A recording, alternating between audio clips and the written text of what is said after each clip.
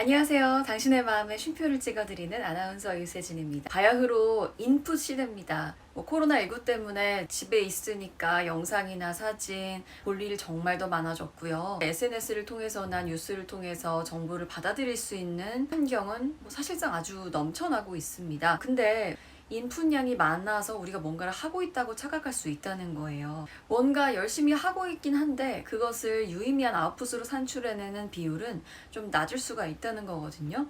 내가 자신감이 떨어진 것 같아, 자존감이 좀 낮은 것 같아, 일시적으로 스트레스를 해소하려고 욜로족처럼 카페를 간다든가 핫플레이스를 간다든가 사진을 멋지게 찍는다든가 하기는 하죠. 이게 분명 도움은 되는데요. 좀 장기적인 관점에서 보자면 큰 도움이 되지는 않습니다. 자신감과 자존감 이런 영상은 굉장히 많은 걸로 알고 있는데 개인적인 경험을 바탕으로 한 저의 생각을 나눠보고 싶어요.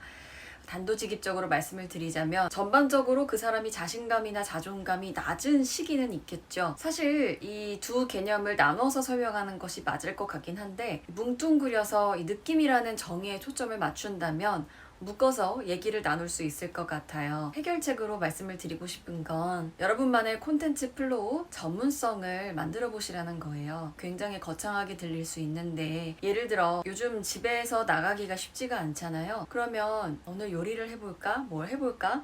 양적으로 뭔가를 많이 한다는 거에 포커스를 맞추지 마시고 요리를 하더라도 전통 요리를 만들어 본다든가 아니면 재료를 좀 식감을 제대로 살린 음식을 만들어 봐서 나만의 레시피를 사람들과 공유할 수 있게끔 그런 콘텐츠를 좀 쌓아가 보는 거예요. 특정 영역, 내가 정해놓은 영역에서 그것들이 지속적으로 쌓이다 보면 그것을 SNS에 굳이 알리거나 하지 않아도 나는 적어도 이 부분에서만큼은 콘텐츠가 있는 사람이다.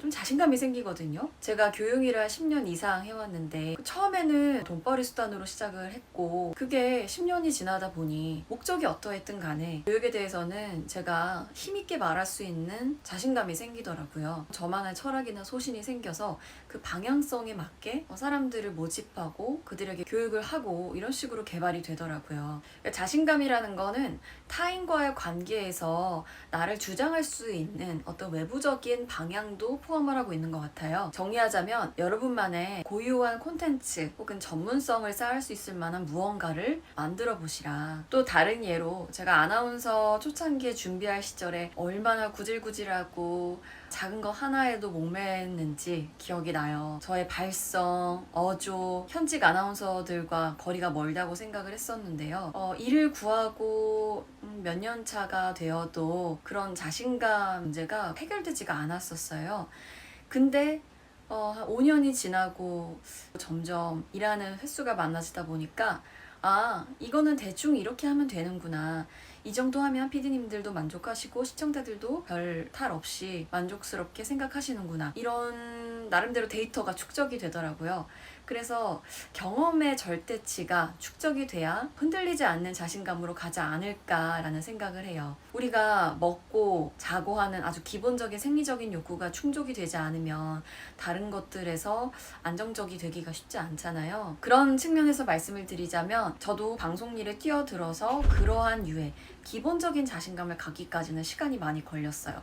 그러고 나서 또 새로운 아나운서로서의 역량을 키우는 건 또 단계별로 또 나타나고 극복해야 될 문제겠죠. 그래서 경험의 절대치를 쌓으시라. 콘텐츠의 플로우를 일관되게 한 방향으로 수렴되게 하시라. 저는 그 말씀을 드리고 싶어요. 예전에 근자감은 망상입니다 라는 영상을 찍은 적이 있는데 근거 없는 자신감 필요할 때가 있지만 자신감이나 자존감이라는 것도 근거가 있어야 되는 거예요. 근거가 있으려면 일관되게 나를 규정할 수 있을 만한 새로운 습관들이 쌓여야 된다는 거죠. 그것을 하나의 콘텐츠로 하나의 흐름으로 만들어지게 해보시라는 겁니다. 일정 정도의 경험이 충분히 쌓이다 보면 내가 나를 생각하는 개념이 긍정적이 되기 때문에 자존감, 나를 높여줄 수 있는 회복 탄력적인 속도도 빨라질 거라고 생각이 들고요. 두 개념 모두 그렇습니다. 기질적인 부분, 또 실제로 내가 사회에서 어떤 위치를 차지하고 영향력을 발휘하고 있느냐 부분, 그리고 가족과의 영향도 아주 중요한 영향을 끼칩니다. 제가 상담할 때 외고를 나왔거나 명문대를 나왔는데도 혹시 자기 자신에게 끝없이 열등감을 느끼고 다른 사람들은 야, 너 그 정도만 해도 진짜 대단한데 어떻게 그렇게 했냐?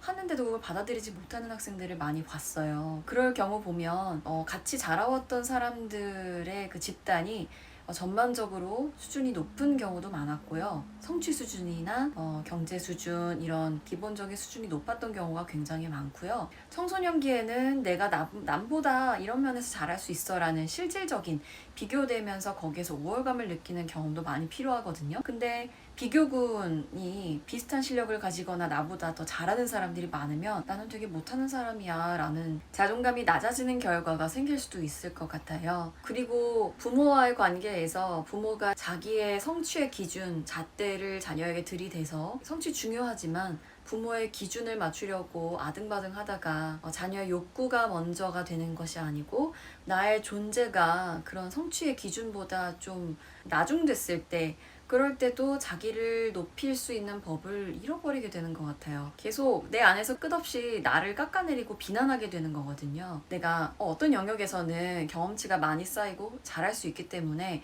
자신감, 자존감 다 높을 수 있는데 또 어떤 영역에 가서는 완전 문외한일 수 있거든요. 영역마다 이 두 개념에 대한 나의 느낌이 다를 수도 있고 어떤 부분에서 자신감, 자존감이 높으니까 또 다른 부분에 가서 나를 믿고 높여주는 힘이 같이 높아질 수도 있거든요. 딱딱 잘라서 나눌 수는 없지만 대충 그렇다는 겁니다.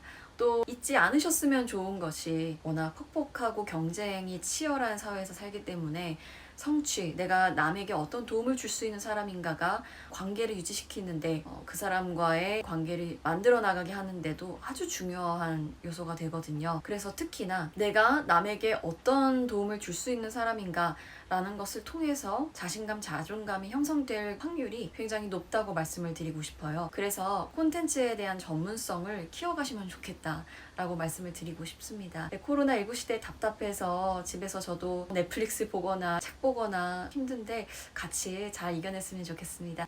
네, 오늘 시간이 좋으셨다면 또 마음과 마음이 만나는 시간이 기대가 되신다면 구독과 좋아요 부탁드릴게요. 안녕.